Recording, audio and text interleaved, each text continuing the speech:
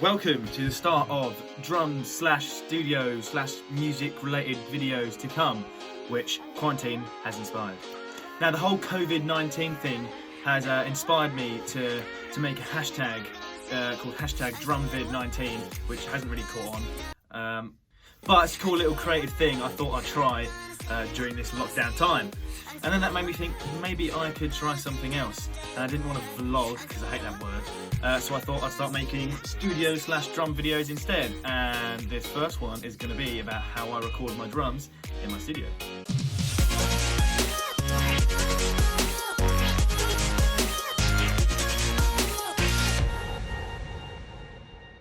First things first, the drums.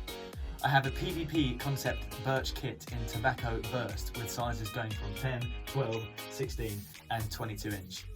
Also comes with this 14-inch snare drum. This snare drum I mainly use for low tuned and fat sounding snare sounds, whereas this one is a 14-inch Yamaha recording custom snare drum made of aluminium, which sounds awesome. The cymbals I have on my kit at the moment are 14-inch K hi-hats, an 8-inch AAX Sabian Air Splash, a Meinl 18-inch extra dry Byzance Crash, a Zildjian 16-inch EFX A Custom Crash, and a Zildjian 20-inch K Ride. I do have more cymbals, but that's for another video.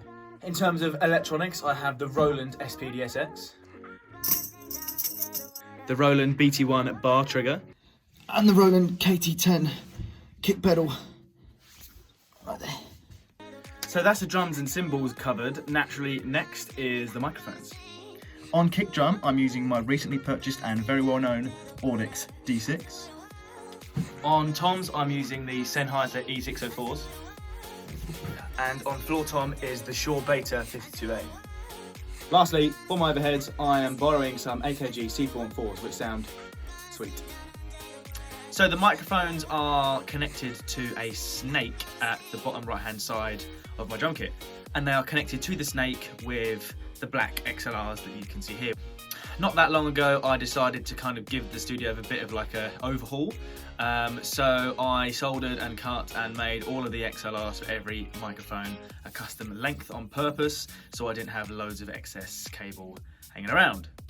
At the beginning, this area was all very tidy, but as the months have gone on, I've become lazy. So let me clean it up. I did record a time lapse of me tidying up there, but turns out I didn't hit record.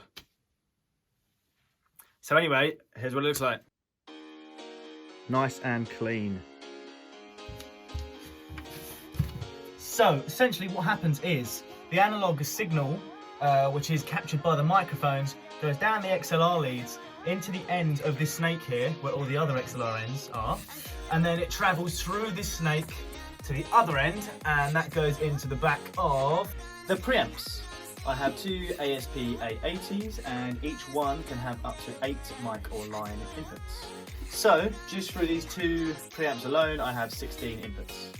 Then from the two preamps, the signal is transferred through an ADAT cable from each one to the back of my Audient ID44. Now this is my main audio interface, where the 16 channels on these preamps, as well as the 4 channels on this preamp/IO, come together to form a whopping 20 inputs. Now from here, it's just a simple USB-C cable from here into my computer.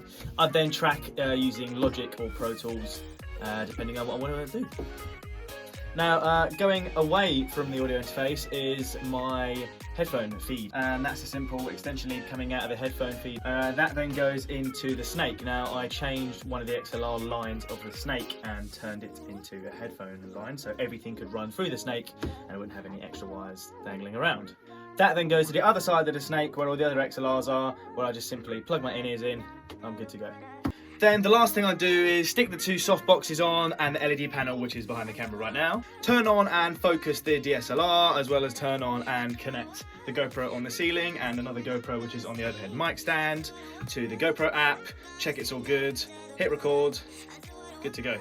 Now, for anyone else wanting to record their own drums or instruments at home, You don't have to have such a technical setup. All you need is a microphone, a small audio interface, and some form of audio capture software, which most laptops or computers now have anyway, and a camera.